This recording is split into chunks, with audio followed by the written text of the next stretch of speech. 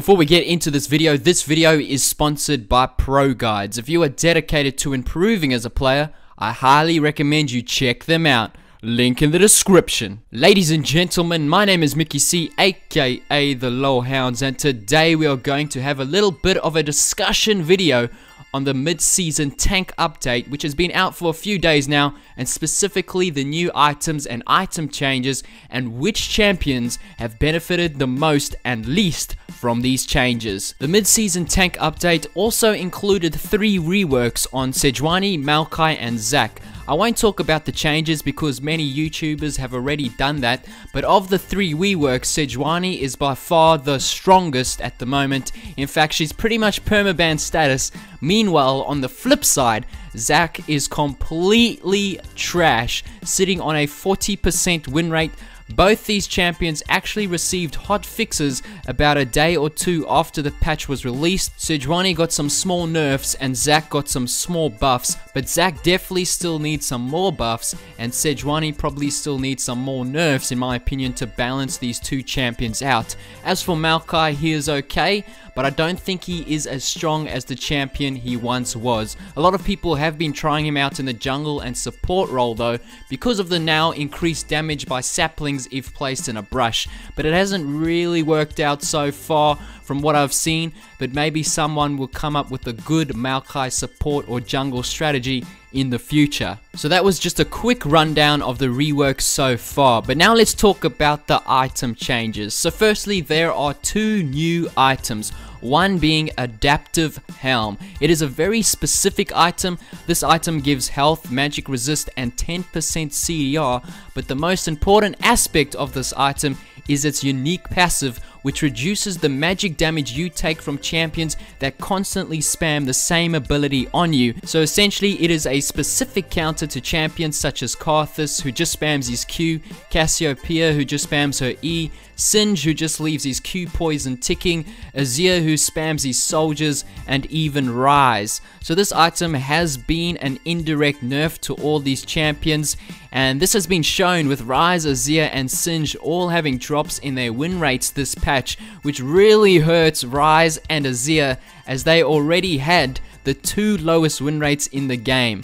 Feels bad, man. The other new item is Gargoyle Stone Plate, another tanky item that provides armor and magic resist, bonus armor and magic resist when surrounded by 3 enemy champions, and has a unique active that gains bonus health equal to 40% of your maximum health, but reduces your damage dealt by 60%. The health bonus increases to 100% if surrounded by 3 enemy champions or more. So essentially this is a team fight focus item for tanks. You don't really want to buy this item early. It is more of a mid to late game option that I'm sure we will see on champions such as Nautilus, Maokai, and Shen, who are just going to build a pure tank and not much damage and look to hard engage. It could even be a solid option for tanky supports such as Leona and Alistar, but overall I don't think this item is specifically going to make these tanky champions overpowered or stronger than before. Moving on, there was also slight changes to a number of tanky health items where the resistances were increased, so armor or magic resist,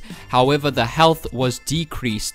This was to make these item choices a lot more specific depending on the champions you were up against. So for example, now Deadman's Plate is a lot stronger against AD champions but weaker against ability power champions. So what impact have these changes had? Well, looking at the numbers, it appears to have been a big nerf to a lot of tanky champions. For example, Malphite, Sion, Poppy, Dr. Mundo, Shen, Tom, Kench, top lane Nautilus, top lane Gragas, and even Volibear have all had pretty big win rate drops this patch. I think one of the biggest reasons for this is the nerf to Sunfire Cape, where the burn damage to champions was decreased as well as the burn radius. And Sunfire Cape on most of these champions is very much a core item. So if you hated the tank meta, well, I guess right now is a pretty good time for you. Okay, time to move on to some mage item changes now. There weren't too many changes, but Banshee's Veil and Abyssal Scepter both got changed.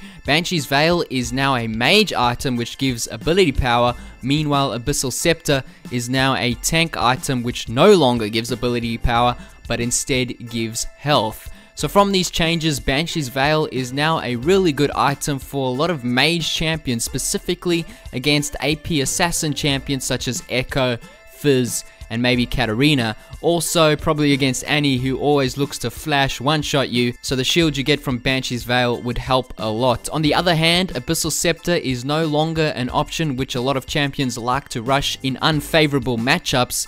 I guess now you can rush Banshee's Veil instead.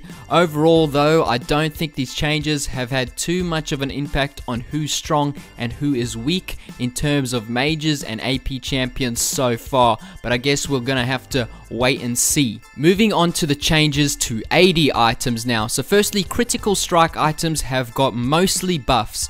People have been complaining for a while that crit items are just way too expensive to buy early, so Riot have decided to reduce the cost of Infinity Edge, Essence Reaver, and Zeal. Static Shiv also got a little bit of a damage buff to champions, and Rapid Fire Cannon now charges up quicker. Phantom Dancer, however, now costs more, and Runan's Hurricane no longer grants on-hit damage. So that's going to be a bit of a nerf to most AD carry champions that build Runan's Hurricane. But for the most part, this is going to be a buff to crit strike AD carries such as Sivir, Caitlyn, Jinx, and Tristana, and also Vayne and Draven, who both don't build Runan's Hurricane. However, this is also going to be a very big buff to two of the best crit scaling champions in the game, and that is Tryndamere and Yasuo.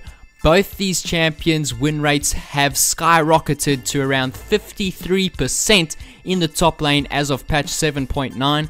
These are two champions that a lot of players hate playing against, and likely will hate playing against them even more now. I also think the new Rift Herald is something that Tryndamere in particular is really good at taking, and he can use that to snowball his games. Moving on, Guardian Angel has been changed, where now it gives AD and builds out of BF Sword rather than giving magic resist. The passive has now changed as well to restoring base health rather than max health, meaning Guardian Angel is very much suited to squishy champions. This makes this item a really good late game option for all squishy AD champions, including ADCs, AD assassins, and once again some top lane champions such as Yasuo, Tryndamere, Fiora, Riven, and even Pantheon. This can be seen as another indirect nerf to tanks, as they no longer can build GA while squishy champions can. There was also changes to lifesteal items. So Blade of the Ruined King got nerfed by 100 gold, but it is still a very good item and still a very viable option. Death's Dance, Bloodthirster, and Ravenous Hydra all got a 580 buff, and obviously this is a buff to once again AD champions who particularly like building lifesteals such as Fiora, Tryndamere, Draven, Yasuo, Riven, and Kalista. Death Stance also got its damage deferred increased from 15% to 30%, which is a pretty big buff, and it now may even become a core item for champions such as Fiora, Riven, and even Draven. In fact, I noticed Tyler 1 now rushes Death Stance often on Draven since the new patch. We'll see in the future if more and more champions start building this item successfully. Finally, there were some nerfs to bonus armor penetration on Last Whisper items and Black Cleaver. Last Whisper item changes don't have such a big impact in my opinion, as those items are usually only built late into the game anyway, and most games are decided by then.